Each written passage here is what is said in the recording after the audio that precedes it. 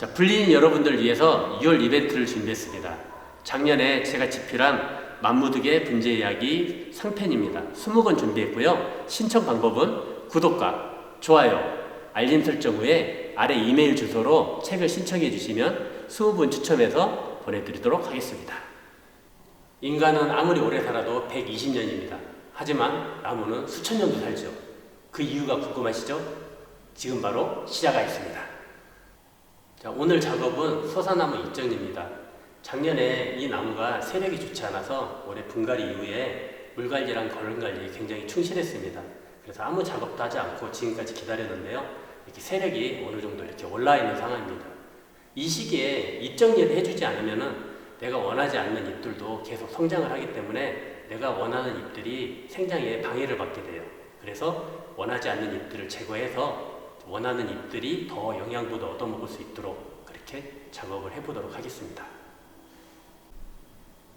입정리에 하기에 앞서서 제가 몇 가지 현상에 대해서 좀 말씀을 드리겠습니다. 지금 여기 보시면은 작년에 물을 말려서 이렇게 가지들이 많이 죽어있는 모습을 곳곳에서 볼 수가 있습니다. 물을 말렸기 때문에 가지가 말랐다라고도 표현하는데 우리가 이제 생리학적으로 정확하게 이제 이런 부분들을 짚고 넘어갈게요.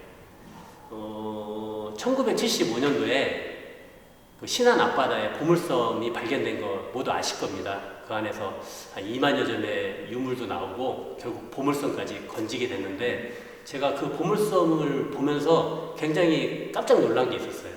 그거는 뭐냐면은 약 700년 전에 수밀격벽이라는 기술이 그 배 안에 탑재가 되어 있었다는 거죠. 그 기술이 뭐냐면은 이쪽에서 배가 침몰을 해서 물이 들어오면은 다른 쪽에서 칸막이로 막아서 물이 더 이상 들어오지 못하게 하는 공법입니다. 그런 공법을 우리나라 사람이 700년 전에 벌써 만들었다는 것은 굉장히 획기적인 일이고 타이타닉 같은 경우에도 수밀격벽이 다 있었습니다. 하지만은 그 배들은 결국 다 침몰을 했죠. 근데 이 소사나무 같은 경우에도 수밀격벽 기술이 있습니다. 우리가 이제 식물 용어로 공동현상이라고 하는데 이 나무는 굉장히 냉철해요. 자기가 위험하거나 죽을 것 같은 상황이 되면은 개체를 가감없이 버리게 돼요. 그래서 지금 이렇게 왕성함에도 불구하고 우리가 물을 말리거나 물을 안 주게 되면은 자기 몸이 살기 위해서 자기 일부분을 다 떼어내버립니다. 그러면서 강한 햇빛이나 또는 여러 가지 상황에 의해서 오는 위험성에 대해서 대비를 하는 거죠. 그래서 이렇게 일부 죽이는 그런 현상이 나고 물이 완전히 말랐을 경우에는 나무는 고사를 하게 되죠. 하지만 중요한 건 여기서 나무 스스로 가지를 절단할 수 있다는 거예요. 어느 정도 선에 오면은 여기까지는 내가 끊어서 내 개체를 보존해야 되겠다. 결국 암을 정복했다 또는 줄기세포가 가능하다는 이야기가 되는 거예요. 그렇기 때문에 이 나무가 수천 년을 살 수가 있는 겁니다. 굉장히 우리가 하등 식물이라고 생각했던 나무가 우리 인간의 몸보다 월등하다는 사실을 먼저 기억해 주셔야 됩니다. 이 잎들이 햇볕을 가장 잘 받을 수 있는 구조로 계속 성장을 하게 됩니다. 근데 우리가 생각했을 때 겉의 잎들은 햇볕을 계속 받아서 광합성 작용을 잘 하는데 안의 잎들은 햇볕을 못 받아요. 그렇게 되면은 안의 잎들은 쓸모없다고 생각을 할 수가 있거든요. 하지만 그렇지 않습니다. 나무가 그렇게 바보가 아니에요. 자, 우리가 여기 보면은 엽록소라는 단어 다 들어보셨죠? 이 잎 안에는 엽록소가 다 들어있습니다.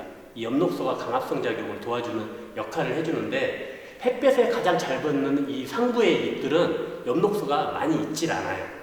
그래도 햇볕을 100% 받기 때문에 충분히 자기가 에너지를 생산해낼 수 있는 역할을 해줍니다. 하지만은 이 품속이나 그늘에 지는 애들은 햇볕을 잘 보지 못하기 때문에 엽록소 함유량이 굉장히 높아져요. 그래서 작은 빛에도 이렇게 광합성 작용을 할 수 있도록 다 조치가 되어 있습니다. 그리고 우리가 햇빛을 투과했을 때 이 잎들이 밑으로 햇빛이 다 투과되도록 이미 설계가 되어 있습니다. 그래서 잎을 한 번 통과하고 두 번 통과하고 세 번 통과하고 네 번 통과하고 통과할수록 잎의 햇볕의 그 강도는 약해지지만은 그만큼 잎의 엽록소 함유량이 높아지기 때문에 강합성을 하는 건 거의 비슷하게 해요. 그만큼 나무는 굉장히 치밀하고 치밀함 속에서 이렇게 만들어지기 때문에 그 점을 명시해야 되고 보시면은 잎의 색깔이 두 가지로 나눠집니다. 잎이 짙은 색깔하고 연녹색으로 되는 색깔이 보이는데 이 잎이 짙은 색깔들은 3월 초에서 4월 중순에 나온 1차순이고요. 이 옅은 색깔은 최근에 나오고 있는 2차순입니다. 굳이 1차순만 나와도 충분히 광합성이 가능한데 이렇게 2차순이 계속 나와요. 그 이유에 대해서 아시고 가셔야 잎 정리가 가능합니다. 여기서 우리가 몰랐던 잎의 비밀에 대해서 한 가지 더 알고 가겠습니다. 자, 이 잎이 생산되고 나서 정말 열심히 광합성을 할 수 있는 시간은 불과 2개월밖에 되지 않아요. 2개월이 지나고 나면은 이 잎들이 노쇠화가 되기 때문에 광합성을 받아서 에너지를 바꿀 수 있는 그 효율성이 굉장히 떨어집니다. 그러다 보니까 이 나무가 생각을 하는 거죠. 아래쪽에 뿌리에다 전화를 합니다. 뿌리야, 지난달에 네가 100%의 물을 끌어올려줬는데 영양분하고 이번 달에 120% 끌어올려줄 수 있어? 내가 좀 강합성을 더 해야 되겠는데. 그럼 뿌리가 오케이, 지금 밑에가 상황이 좋으니까 내가 끌어올려줄게 하고 사인이 떨어지면은 나무들이 이렇게 생장을 하기 시작하는 거예요. 근데 뿌리가 원활하지 않으면은 지난번에 억지로 보냈어, 나 더 이상 못 보낼 것 같아, 더 이상 하지마, 위험해 하면은 나무는 2차순을 내밀질 않아요. 근데 그만큼 뿌리 상태가 지금 원활하고 좋기 때문에 2차순을 내밀으려고 이렇게 사인을 보낸 거예요. 그래서 이렇게 나온 거고, 이렇게 새로 나온 잎들은 또 젊기 때문에 이 뒤에 1차순들이 못한 역할까지 충분히 해냅니다. 그래서 얘네들이 계속 생장을 해요. 근데 중요한 게 여기 또 있습니다. 우리가 이렇게 겉에서 이렇게 생장하는 건 이해가 되는데, 이렇게 품 안에서, 가지 안쪽에서 이렇게 나오는 잎들이 있어요. 우리가 봤을 때는 강합성도 제대로 못할 것 같고 별 효율이 없는 것 같은데 나무들이 자꾸 그런 데서 부정화를 내밀어요. 그 이유에 대해서 한번 알아보고 갈게요.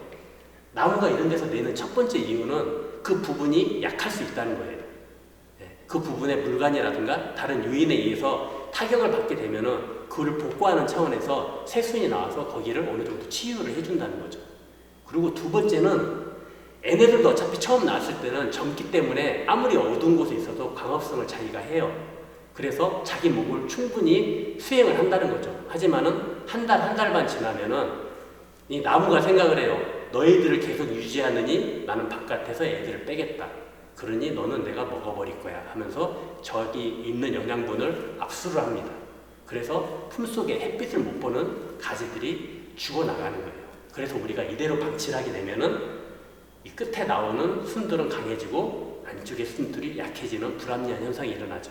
우리가 겉의 잎들을 정리해주지 않으면은 안쪽의 잎들을 다 잡아먹게 돼요.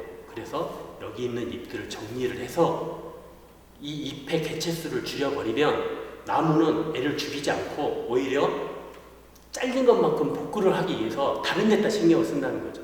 그러면서 안쪽에 있는 잎들을 우리가 살려서 가지로 만들어낼 수가 있는 겁니다. 이제 대충 가지의 원리에 대해서 조금 이해가 되셨는지 모르겠습니다. 세력이 좋은 나무는 이 2차순이 끝난 이후에도 3차순도 나올 수도 있고 4차순이 나올 수도 있고 8월달까지도 계속 성장을 할 수가 있습니다. 반대로 세력이 안 좋은 나무는 1차순을 내고 나면은 더 이상 내밀 힘이 없고 개체를 유지할 그런 기반이 없기 때문에 그대로 멈춰서 가을까지 가는 경우가 많이 있어요. 그래서 내가 유지 관리 차원에서 나무를 배양을 한다고 하면은 1차순이나 2차순까지만 나오게 만들고, 내가 배양을 원해서 빨리빨리 나무를 만들겠다고 생각을 하면은 3차순, 4차순까지도 뻗어 나오게 배양을 해야 됩니다. 그런 비밀들은 다 물관리랑 뿌리에 있습니다. 이제 제가 이 잎을 정리하는 패턴에 대해서 보여드릴 거고요. 잎을 정리한 후에 우리가 2주, 3주 후에 또 어떤 변화가 있는지 그런 모습들도 제가 보여드리도록 하겠습니다. 지금부터 잎을 정리하면서 필요한 순간에 제가 또 식물 생리에 대해서 말씀을 드릴게요.